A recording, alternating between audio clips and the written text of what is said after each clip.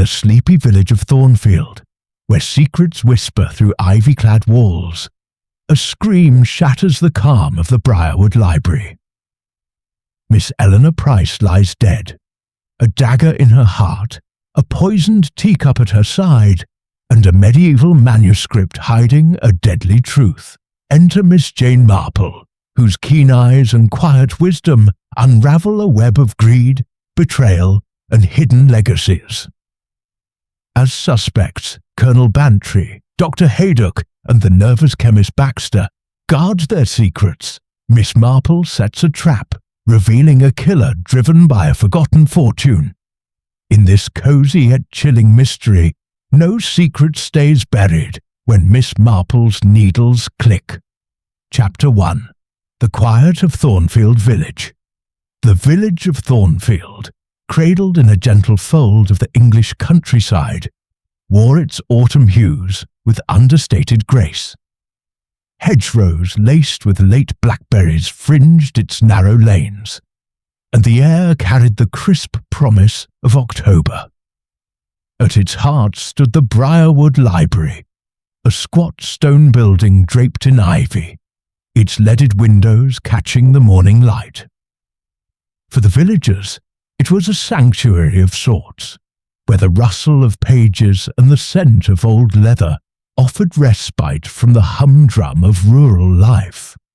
To Miss Jane Marple, who had arrived in Thornfield to spend a few weeks with her nephew, Raymond West, it was a place to observe the pulse of human nature, which she knew beat as fiercely in a village as in any city. Miss Marple sat in her favoured corner of the library, near a window overlooking the churchyard. Her knitting needles moved with the steady rhythm of a metronome, crafting a pale blue shawl, while her eyes, bright and bird-like behind her spectacles, darted about the room. A copy of Pride and Prejudice lay open on the table before her, but she had read scarcely a line. Instead, she noted the small dramas unfolding among the library's patrons, each as telling as a chapter in a novel. Miss Eleanor Price, the librarian, presided over her domain with the air of a schoolmistress. Her dark hair was pulled into a severe bun, and her spectacles, perched low on her nose, glinted as she darted from shelf to desk. She paused to reprimand young Tommy Pierce, a freckled boy of 13 who had left a smudge on a copy of Treasure Island. "Books are treasures, Thomas," she said sharply. "Not your personal sketchbook." Tommy, unabashed, grinned and scurried off, clutching a comic he'd hidden under his jacket. Across the room, Colonel Arthur Bantry, his military bearing softened by retirement, leafed through a volume on the Boer War. His moustache twitched as he muttered about inaccuracies in the text, though Miss Marple suspected his restlessness stemmed from idleness rather than scholarship. He had, she recalled, donated a collection of curios to the library, including an ornate dagger now displayed in a locked case near the rare books room.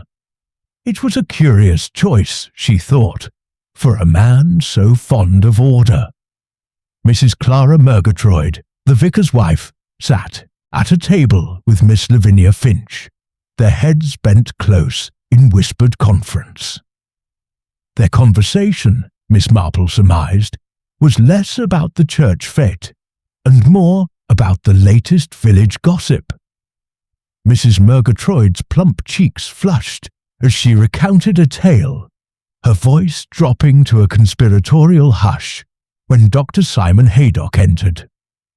The doctor, new to Thornfield and still an enigma, carried himself with a quiet reserve that bordered on aloofness.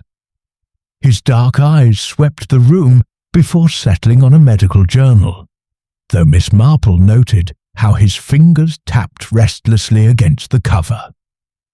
Then there was Mr. Reginald Baxter, the village chemist, who hovered near the reference section.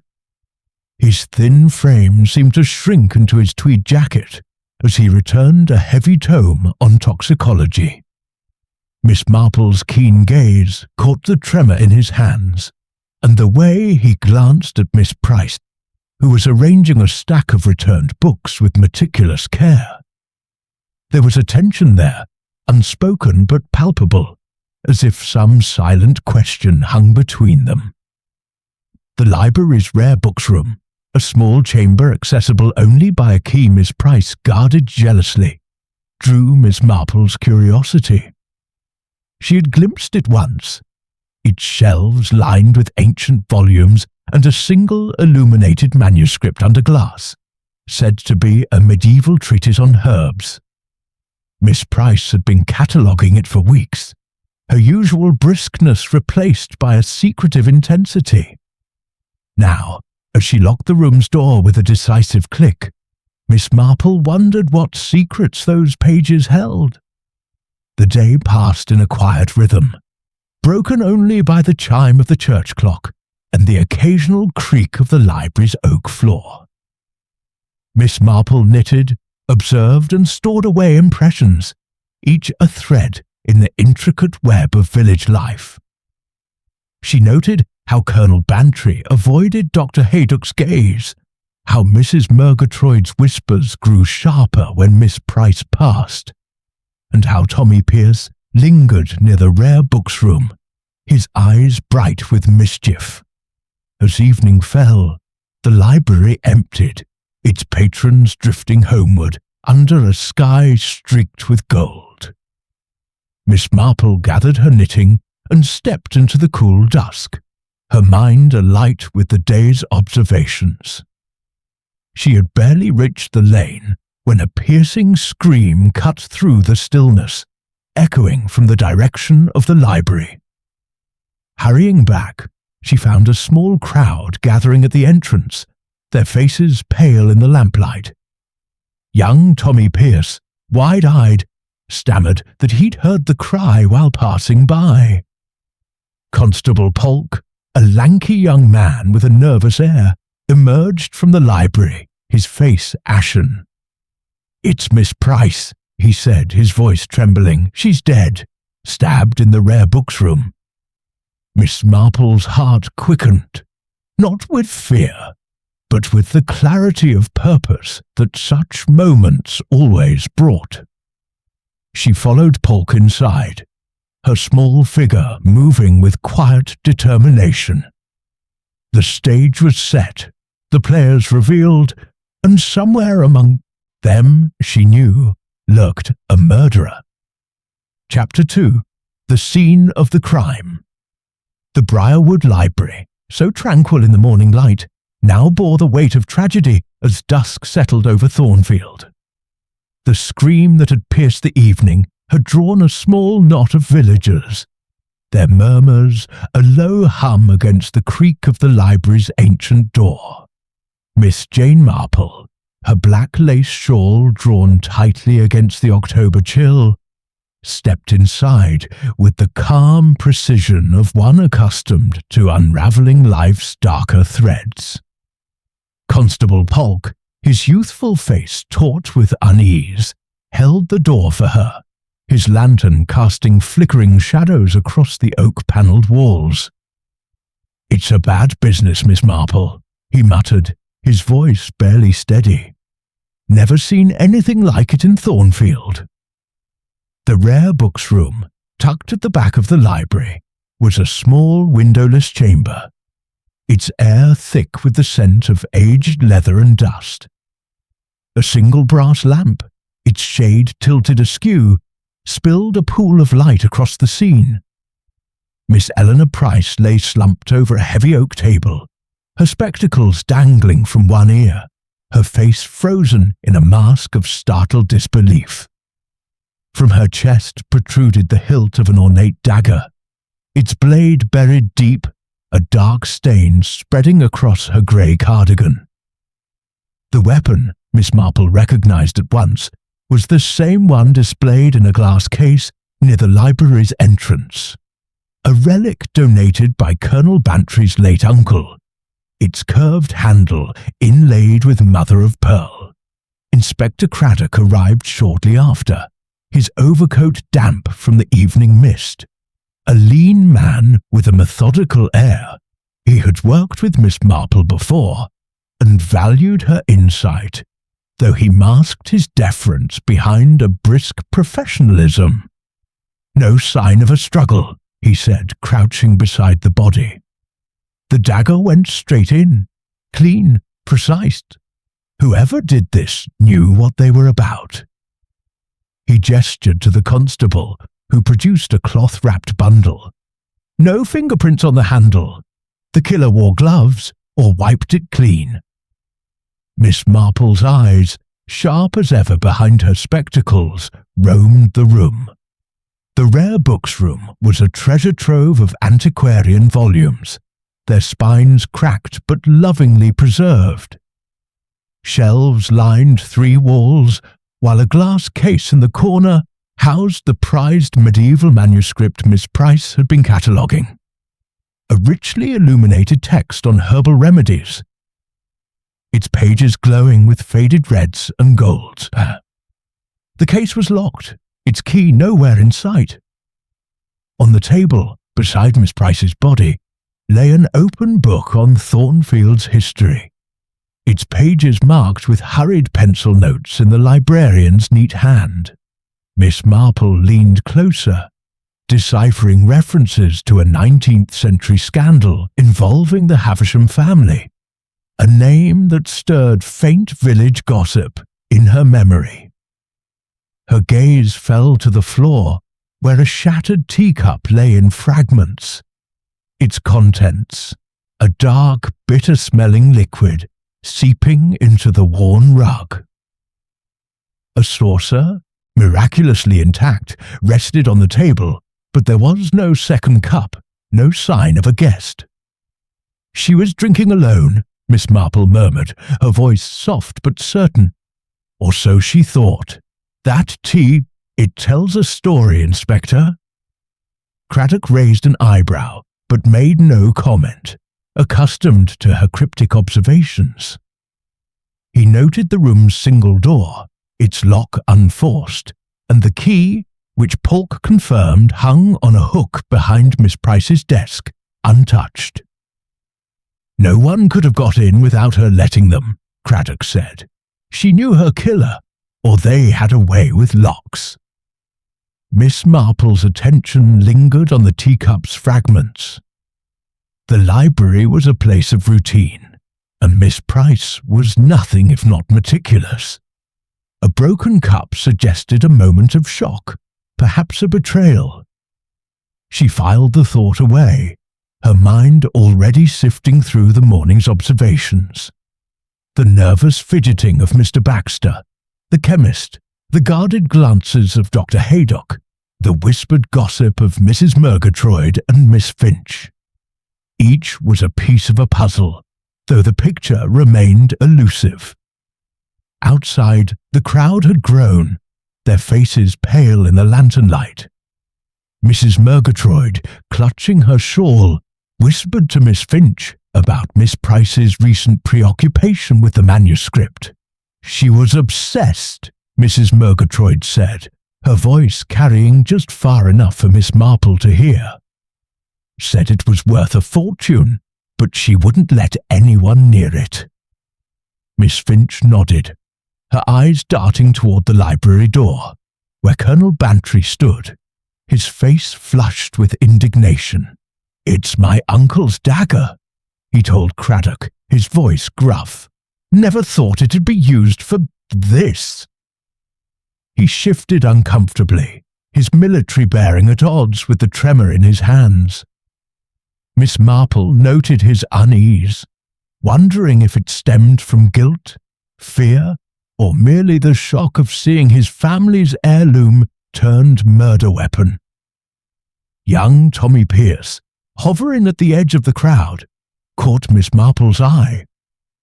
His freckled face was alight with a mix of fear and excitement, the kind only a boy could muster in the face of tragedy. "I heard her scream," he told Polk, his voice eager. "I was passing by on my way home. The library was dark, but I saw a shadow move inside, near the back." Miss Marple approached him gently, her tone that of a kindly aunt. "A shadow, Tommy? Can you tell me more?" The boy hesitated, then leaned closer. "It was tall, like a man, moved quick, out the side door. I didn't see his face." His words were earnest, but Miss Marple knew boys like Tommy often embellished for attention. Still, a shadow was a clue, however faint. Craddock, meanwhile, examined the rare books room with a constable's help, cataloguing its contents. The manuscripts case showed no signs of tampering, but Miss Marple's sharp eyes caught faint scratches near the lock, barely visible in the lamplight. "Someone was curious," she said, softly, pointing them out to Craddock. "Not tonight, perhaps, but recently." The inspector nodded, his notebook filling with details. He questioned the villagers briefly, but most had been home at the time of the murder, their alibis vague or unconfirmed. Dr. Haydock, arriving late, claimed he'd been at his cottage writing letters. His cool demeanour and precise speech did little to warm the villagers' suspicions, especially when Miss Finch whispered that she'd seen him near the library the previous evening, looking furtive. As the night deepened, Craddock sealed the rare books room, posting a constable at the library door. Miss Marple lingered, her knitting bag tucked under her arm, her mind turning over the scene like a gardener inspecting soil. The dagger, the teacup, the manuscript, the scratches, all were threads in a tapestry yet to be woven. Miss Price had been a woman of secrets, guarding something more than books. Had she uncovered a truth someone wished to bury? Or had her own curiosity led her to a fatal misstep? Walking back to Raymond's cottage under a starless sky, Miss Marple felt the weight of the village's unease. Thornfield, with its quaint lanes and gossiping hedgerows, was no stranger to secrets, but murder was a new shadow. She thought of her own village, where human nature played out in predictable patterns, and knew that Thornfield's killer would be no different. "People are so very much themselves," she mused, her needles clicking in her mind, "and that, I think, will be their undoing." Chapter 3. The Suspects Assemble. The morning after Miss Price's murder, Thornfield Village stirred with a nervous energy, its usual calm fractured by whispers and sidelong glances. The sun rose pale behind a veil of mist, casting the Briarwood Library in a ghostly light, its ivy-clad walls now a backdrop to tragedy. Miss Jane Marple, fortified by a cup of tea and a slice of toast at her nephew's cottage, made her way to the village hall, where Inspector Craddock had summoned the key figures in the case. Her black handbag swung lightly at her side, her knitting tucked within, but her mind was as sharp as the needle she wielded, ready to unravel the knot of motives that bound Thornfield's residence. The village hall, a sturdy building with a pitched roof and faded war memorials, was abuzz with villagers craning for a glimpse of the proceedings. Inside, a long table had been set with mismatched chairs, and Craddock stood at its head, his notebook open, his expression one of practiced neutrality. Miss Marple slipped into a seat at the back, her modest presence drawing little notice, though her eyes missed nothing. The room smelled of polished wood and damp wool, and the air hummed with the tension of secrets held too close. Colonel Arthur Bantry was the first to be questioned, his ruddy face flushed with a mix of indignation and unease. He sat ramrod straight, his hands clasped tightly on the table. "Had nothing to do with it," he declared, his voice booming as if addressing a parade ground. "That dagger was my uncle's, yes, but it's been in the library for years. Anyone could have taken it." Craddock pressed him gently, asking about his movements the previous evening. "I was at the Red Lion playing cards with old Pritchard," Bantry said. "Left around 9, went straight home." Miss Marple noted the slight tremor in his voice when he mentioned the dagger, as if its transformation into a murder weapon stirred some deeper disquiet. Next came Dr. Simon Haydock, whose lean frame and measured speech contrasted sharply with Bantry's bluster. He claimed to have spent the evening alone at his cottage, drafting correspondence. "Medical journals mostly," he said, his dark eyes meeting Craddock's with cool defiance. "I had no reason to be at the library after hours." Yet Miss Marple caught the flicker of his gaze toward Miss Lavinia Finch, who sat among the onlookers, her lips pursed in disapproval. Miss Finch had whispered to Mrs. Murgatroyd earlier, her words just audible to Miss Marple's keen ears. "I saw him skulking near the library last week, after dark. Up to no good, if you ask me." Dr. Haydock's alibi, unverified, hung in the air like smoke, elusive and suspect. Mr. Reginald Baxter, the chemist, followed, his thin face pale and glistening with sweat despite the morning chill. He clutched a handkerchief, dabbing at his brow as Craddock questioned him. "I was in my shop stock-taking," he stammered. "Closed up around 8, went home to bed." His eyes darted toward the door, as if he longed to flee.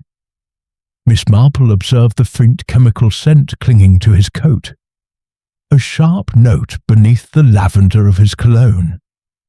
She recalled his nervous hovering in the library the previous day, his hands trembling as he returned a book on poisons.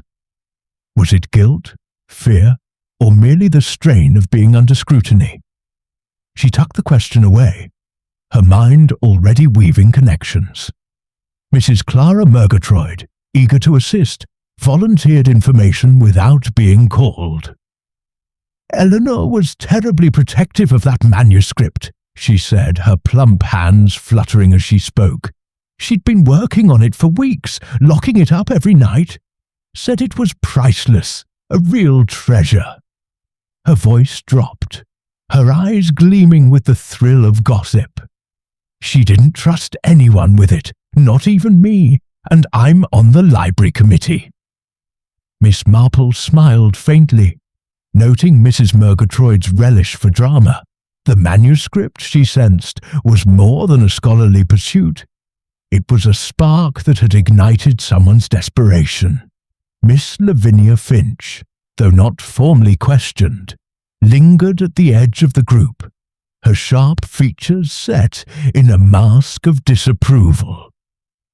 She whispered to a neighbour about Dr. Haydock's questionable past, a rumour Miss Marple had overheard in the village shop.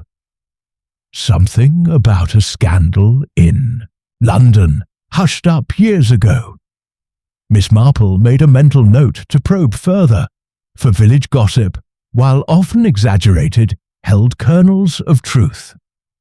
Young Tommy Pierce, not a suspect but a witness, was called to recount his story. He stood before Craddock, his freckled face alight with importance. "I told Miss Marple already," he said, puffing out his chest. "I saw a shadow by the library, tall and quick, slipping out the side door after the scream." Craddock pressed for details, but Tommy's account grew vague, his imagination perhaps outpacing his memory. Miss Marple watched him closely, her expression kindly but discerning. Boys like Tommy loved a tale, but his words carried a grain of truth. A shadow, a movement, a clue. As the questioning concluded, Craddock dismissed the group, though his eyes lingered on each suspect, as if measuring their secrets. The villagers dispersed, their whispers trailing like leaves in the wind. Miss Marple remained, sipping tea from a chipped cup provided by the hall's caretaker. She reflected on the morning's revelations. Bantry's unease about the dagger, Haydock's unverified alibi, Baxter's nervous demeanour, and Mrs. Murgatroyd's hint about the manuscript's value. Each was a thread in a tapestry, but the pattern was still obscured. She thought too of the rare books room, its locked door and scratched case. Miss Price had been guarding something, perhaps not just the manuscript, but knowledge it contained. The pencil notes in the history book, the shattered teacup, the absence of forced entry, all pointed to a betrayal, a moment of trust turned deadly. Miss Marple's needles, had she been knitting, would have clicked in rhythm with her thoughts, but her hands rested still, her mind racing. As she stepped into the misty morning, she resolved to return to the library. The answer, she felt certain, lay among its shelves, in the silent testimony of books and the traces left by those who sought their secrets. Thornfield's calm was a facade, and beneath it stirred passions, greed, fear, perhaps revenge, that had led to murder. People are so predictable, she mused, her eyes scanning the village green, where life continued in its deceptive simplicity. And that is where I shall find them out. Chapter 4. The Manuscript's Secret. The mist that had cloaked Thornfield village at dawn lingered into the afternoon, lending the lanes a spectral quality as Miss Jane Marple made her way back to the Briarwood library.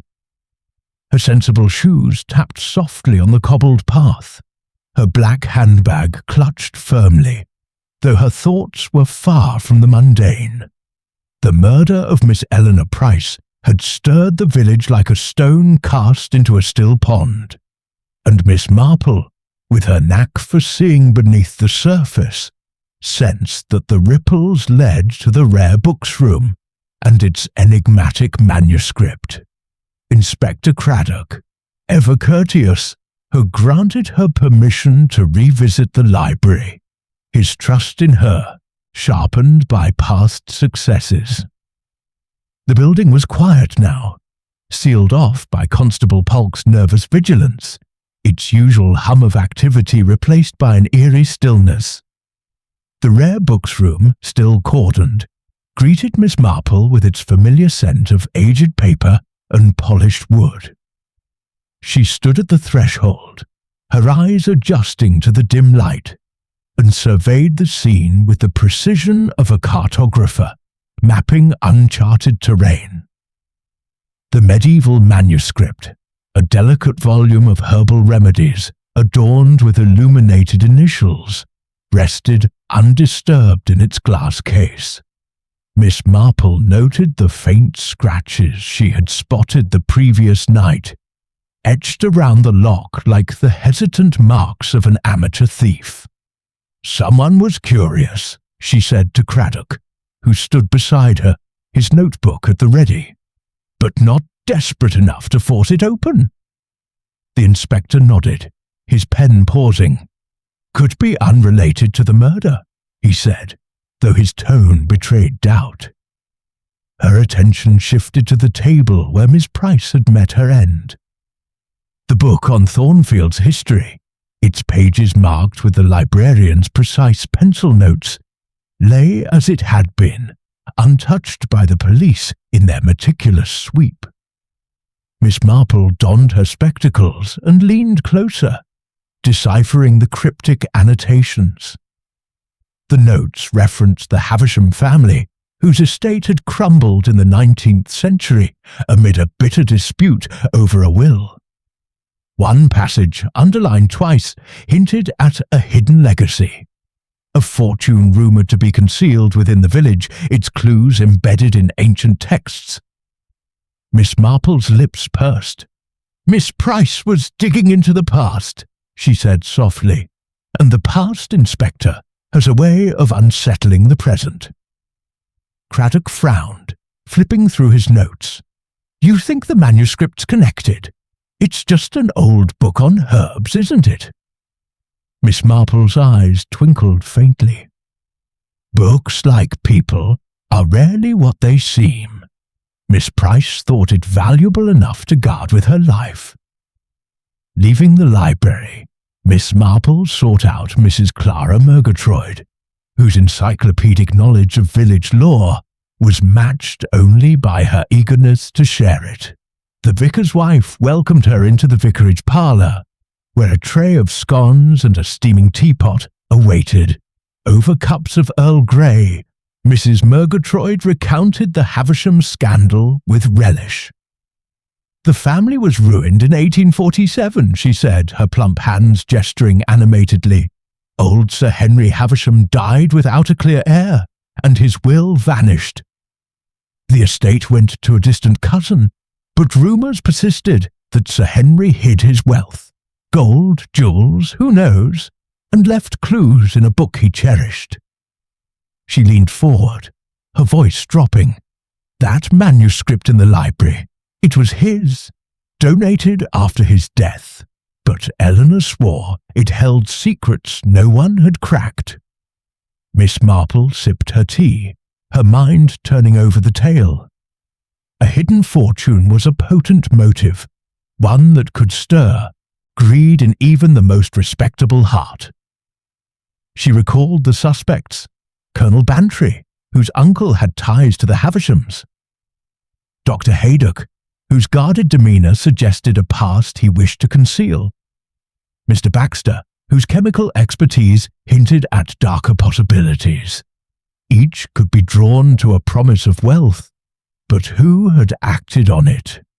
As she thanked Mrs. Murgatroyd and stepped into the fading light, Miss Marple's thoughts returned to the library. The scratches on the manuscript's case suggested curiosity, but the murder spoke of desperation.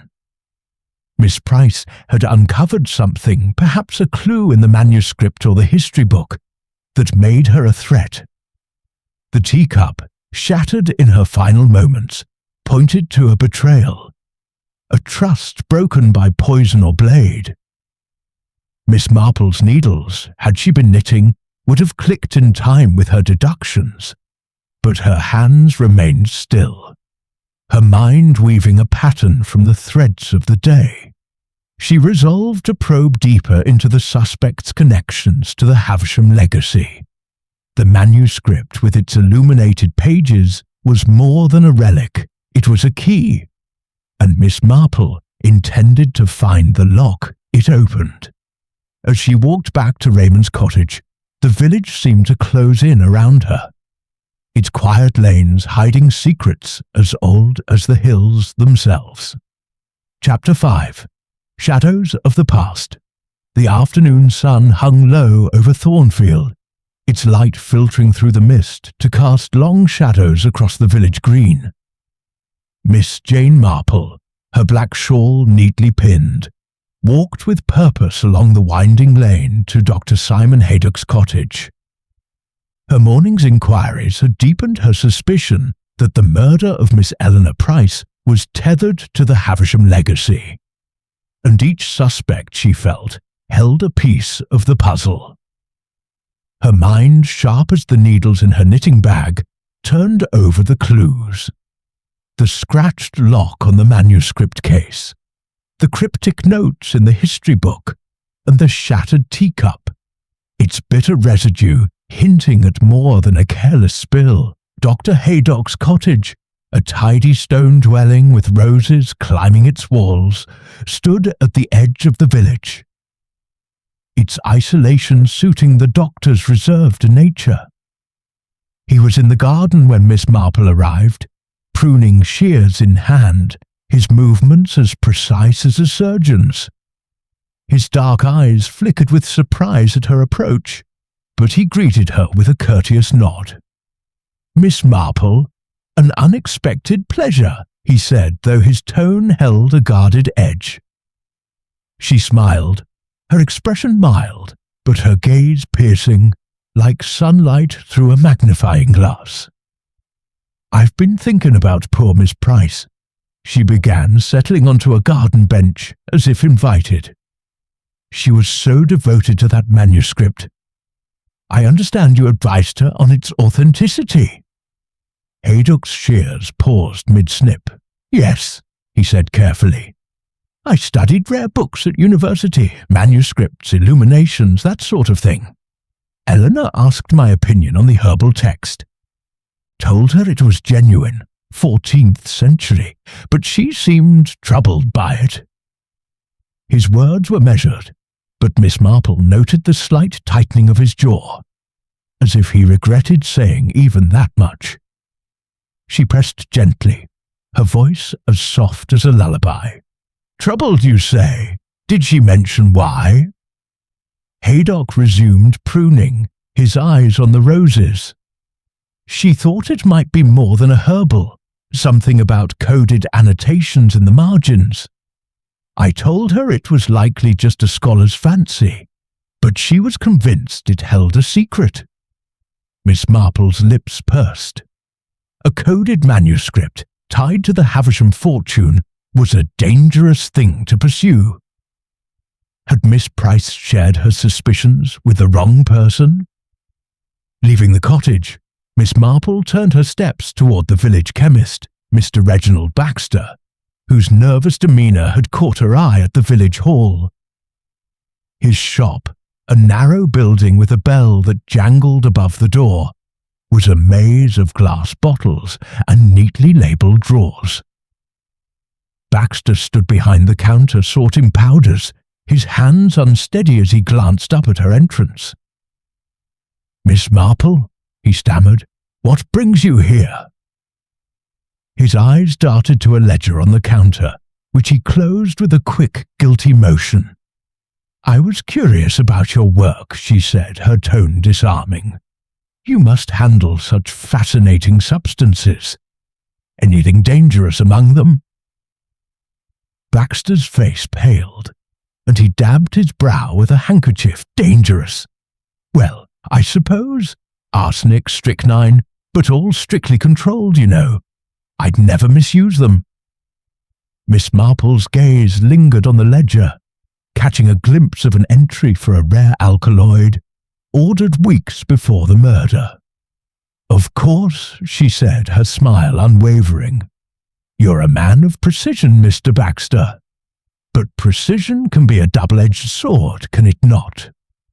Her next stop was the Red Lion, where Colonel Bantry often lingered over a pint. She found him in a corner, his face ruddy from both ale and indignation. "Dashed bad business, this murder," he said, setting down his glass as she joined him. "My uncle's dagger, of all things, makes a man feel cursed." Miss Marple nodded sympathetically, steering the conversation to the Havisham family. Bantry's eyes lit up with recognition. "My uncle knew the last Havisham heir, young Edmund," he said. "Fine fellow, but broken by the estate's loss. Swore that manuscript of his held clues to a hidden fortune. Gold, maybe, stashed away during the will dispute. Never found it, though. Vanished after a row with his cousin." Miss Marple's mind quickened. The manuscript, the Havisham legacy, and now a vanished heir. Each thread tightened the web.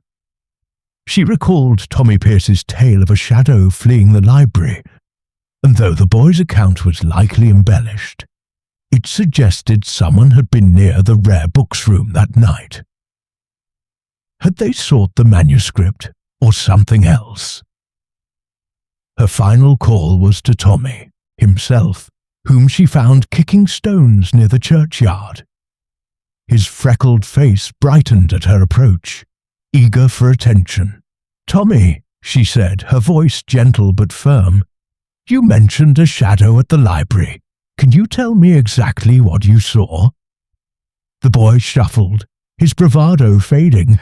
"It was dark, Miss Marple, but I swear I saw someone, tall, like Dr. Haydock. He was arguing with Miss Price in the garden a few days before. Looked proper cross, he did." Miss Marple nodded, her expression encouraging, but her mind sifting fact from fancy.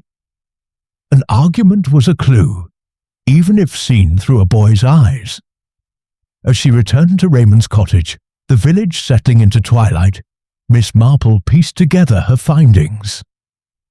Dr. Haydock's knowledge of manuscripts and his evasive manner suggested a hidden interest in the Havisham fortune.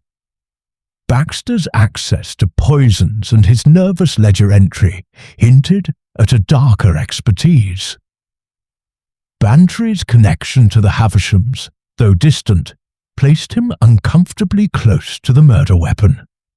And Tommy's shadow, vague as it was, pointed to someone moving with purpose in the night. The manuscript, she sensed, was the heart of the matter, not just for its rumoured secrets, but for what Miss Price had discovered within it. Had she deciphered a code, as Haydock suggested, that threatened someone's plans? The teacup's bitter residue lingered in Miss Marple's thoughts, a sign of treachery masked by trust. People hide their truths, she mused, her eyes scanning the quiet lanes. But they leave traces, like footprints in the dust. She resolved to watch the suspects closely, certain that one would betray themselves through a word, a glance, or a misstep. Thornfield's secrets were old, but its passions were fresh, and Miss Marple knew that in their collision lay the key to the murder. Chapter 6. A Trap is Set. The evening air in Thornfield carried a chill that seeped through the seams of Miss Jane Marple's shawl as she sat in Raymond's cottage, her knitting untouched on the table. The murder of Miss Eleanor Price had woven a complex web, and Miss Marple's mind, ever attuned to the subtleties of human behaviour, sifted through the day's revelations. The Havisham manuscript, with its rumoured secrets, had stirred greed or fear in someone's heart, and the clues, the scratched lock, the bitter teacup, the shadowed figure seen by Tommy Pierce, pointed to a killer who moved with calculation. Yet the motive remained elusive, a shadow just beyond the lamplight. Miss Marple, sipping a cup of chamomile tea, considered her next move. The suspects, Colonel Bantry, Dr. Haydock, Mr. Baxter, each bore the weight of suspicion, their alibis fragile as autumn leaves. The manuscript, she sensed, was the key, but its secrets were locked not only in its pages, but in the minds of those who coveted it. To flush out the killer, she needed to stir the waters, to provoke a misstep. She rang Inspector Craddock, her voice calm but resolute, and proposed a plan. By noon the next day, the village buzzed with a carefully planted rumour, spread through Mrs. Murgatroyd's eager tongue. The Havisham manuscript was to be sent to London for expert analysis, its coded annotations to be scrutinised by scholars. Miss Marple had suggested this ruse, knowing that a killer guarding a secret would act to protect it. Craddock, though sceptical, agreed, stationing his men discreetly around the library while leaving its side door unlocked, a silent invitation to the guilty. As twilight deepened, Miss Marple took up her post in a shadowed alcove near the library's entrance, her small figure nearly invisible against the ivy-clad wall. Her eyes, sharp behind her spectacles, watched the lane where lamplight flickered on the cobbles. Craddock's men, hidden in the churchyard and behind the hedgerows, waited with bated breath. The village clock struck midnight, its chimes heavy in the still air, and Miss Marple's heart quickened, not with fear, but with the anticipation of truth revealed. A figure emerged from the mist, moving with furtive grace towards the library's side door. Miss Marple's breath caught as she recognized the stooped silhouette of Mr. Reginald Baxter, his tweed coat unmistakable. He glanced about, his face pale in the moonlight, then slipped inside. Moments later, a faint clink echoed from the rare books room, followed by the soft scrape of metal. Miss Marple nodded to herself. The trap had sprung. Craddock's men moved swiftly, their footsteps muffled as they entered the library. Miss Marple followed, her steps light but purposeful.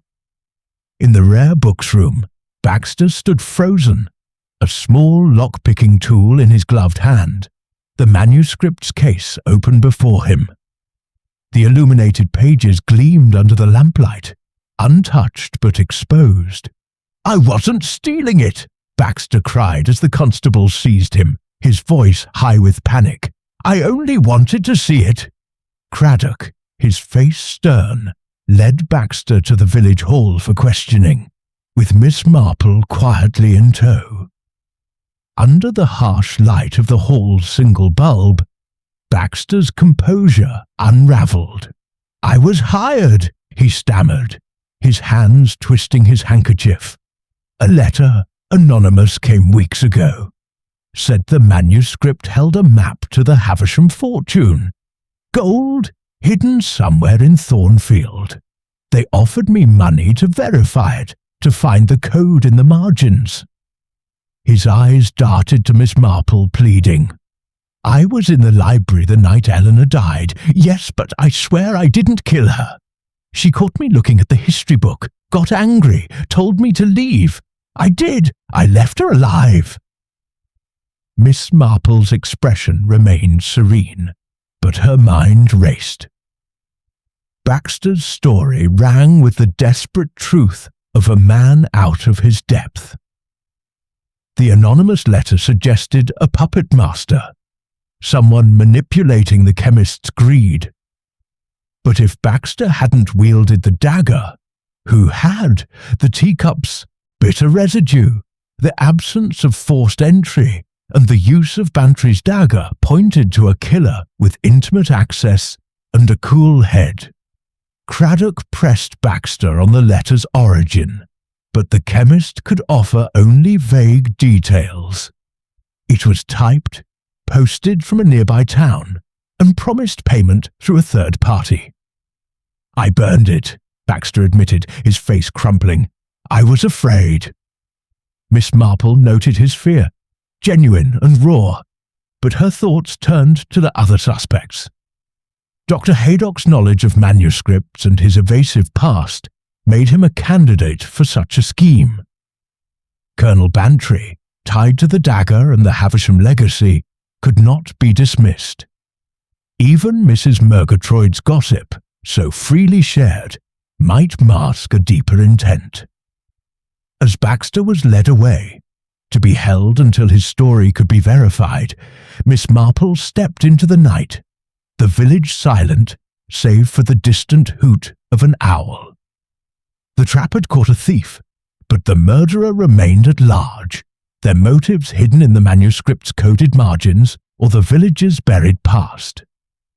She thought of Miss Price, her trust betrayed by a cup of tea, and the dagger, a theatrical flourish meant to mislead.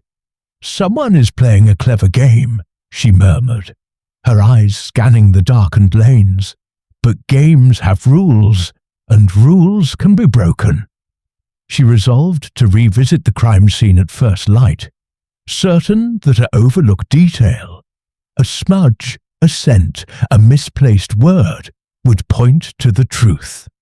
Thornfield's secrets were deep, but Miss Marple's patience was deeper, and she knew that even the cleverest killer left a trace, as inevitable as a stitch dropped in a careful pattern.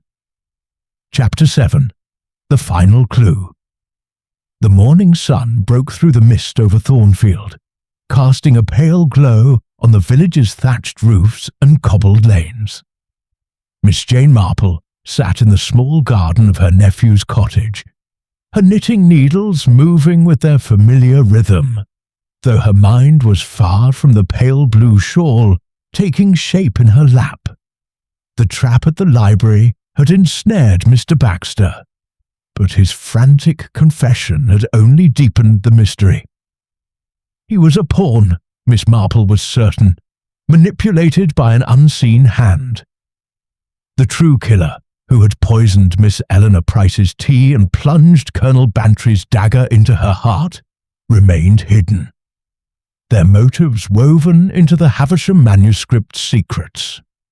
The shattered teacup in the rare books room nagged at Miss Marple's thoughts. Its bitter residue, confirmed by Inspector Craddock as a rare alkaloid, suggested a poisoner with both access and expertise. Baxter, as the village chemist, was an obvious suspect, yet his fear had been too raw, his actions too clumsy for the calculated murder. Miss Marple's mind turned to the other players. Dr. Haydock, with his medical knowledge and guarded past, Colonel Bantry, whose family ties to the Havishams cast a long shadow, even Mrs. Murgatroyd, whose gossip might conceal a sharper intent. The teacup, she realized, was the key, not just for its poison, but for what it revealed about trust betrayed.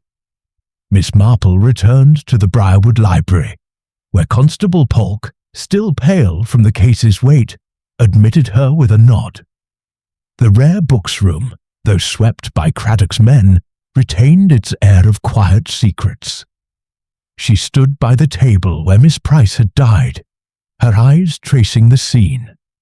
The open history book with its cryptic notes, the locked manuscript case, the scattered fragments of the teacup. She was alone, Miss Marple murmured, but she wasn't expecting to be poisoned. The absence of a second cup suggested the killer had brought the poison, perhaps in a flask or vial, and slipped it into Miss Price's tea during a moment of distraction. Kneeling carefully, her joints protesting the effort, Miss Marple examined the rug beneath the table. Among the teacup's shards, she spotted a faint trace of white powder, overlooked in the initial sweep.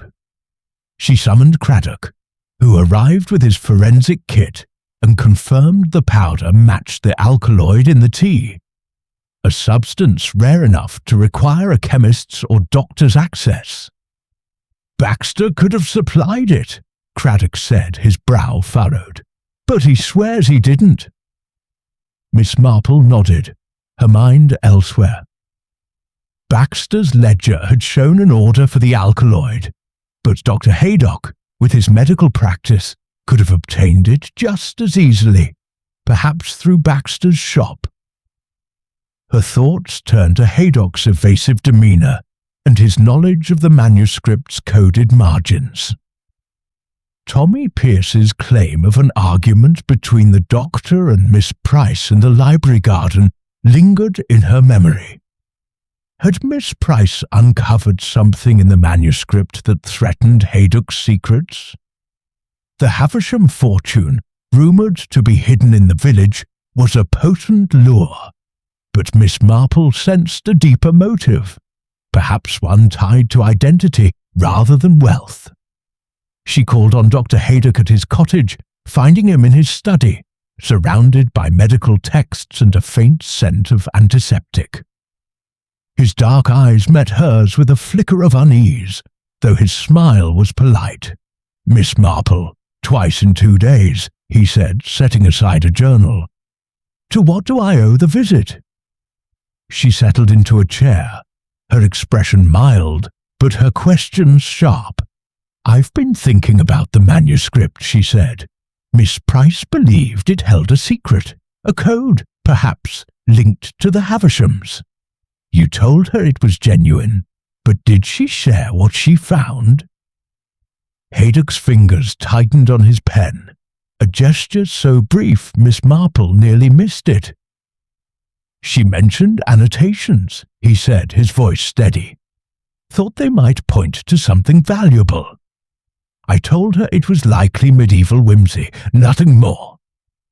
But Miss Marple's keen eyes caught the lie in his posture, the way his shoulders stiffened. She pressed further, her tone gentle but relentless. And if she'd found proof, say, a connection to a lost heir, would that have troubled you? The question hung in the air, and Haydock's composure cracked. His face paled, and he stood abruptly, pacing to the window. "You're fishing, Miss Marple," he said, but his voice trembled. "I had nothing to do with her death." She watched him, her mind piecing together the final threads. Haydock's expertise, his access to Baxter's shop, his knowledge of the manuscript, all pointed to a man with much to hide. That evening, Miss Marple shared her suspicions with Craddock at the village hall. "Dr. Haydock is our man," she said, her voice soft but certain. "He poisoned Miss Price's tea, using an alkaloid he obtained through Baxter's shop. The dagger was a flourish, meant to mislead us, perhaps to implicate Colonel Bantry. Miss Price had uncovered his secret. He's a descendant of Edmund Havisham, the lost heir come to claim the fortune. She found proof in the manuscript's code, and he couldn't let her expose him." Craddock, sceptical but trusting, arranged a confrontation. Haydock, summoned to the hall, faced Miss Marple's quiet accusation. "You argued with her in the garden," she said. "She told you she'd deciphered the manuscript's annotations, linking you to the Havishams. You poisoned her tea that night, knowing she'd let you into the rare books room. The dagger was an afterthought, a distraction." Haydock's face crumpled, his defiance giving way to despair. "She was too clever," he muttered. "She'd have ruined everything, my new life, my claim. I only wanted what was mine." His confession poured out. The poison slipped into her tea during a feigned consultation. The dagger taken from the display case to muddy the motive. The fear that drove him to silence her. Craddock's men took him into custody. His shoulders slumped as the village's quiet judgment closed around him. Miss Marple, stepping into the night, felt no triumph, only the quiet satisfaction of truth unveiled. The manuscript's secrets had claimed a life, but the village would heal, its rhythms restored. People carry their pasts, she thought, and their pasts betray them. Chapter 8. The Village Settles. The arrest of Dr. Simon Haydock sent a quiet ripple through Thornfield, like a breeze stirring the surface of a pond. By midday, the village had resumed its familiar rhythm, though the air carried a subtle weight, as if the cobblestones themselves bore the memory of Miss Eleanor Price's death. Miss Jane Marple, packing her knitting into her black handbag, prepared to leave Raymond's cottage for the train back to London. Her work here was done, the threads of the mystery neatly woven into a pattern that revealed the truth. Yet, as always, she felt no triumph, only a gentle satisfaction that justice, like a well-stitched seam, had held firm. The Briarwood library stood open once more, its ivy-clad walls no longer a stage for tragedy, but a haven for the village's readers. The rare books room, now cleaned and reordered, housed the Havisham manuscript in its glass case, its illuminated pages a silent witness to the passions it had ignited. Inspector Craddock, in a final report to Miss Marple, confirmed that the manuscript's annotations, deciphered by a London scholar, held no map to a fortune, only a genealogical record linking Dr. Haydock to the lost Havisham heir.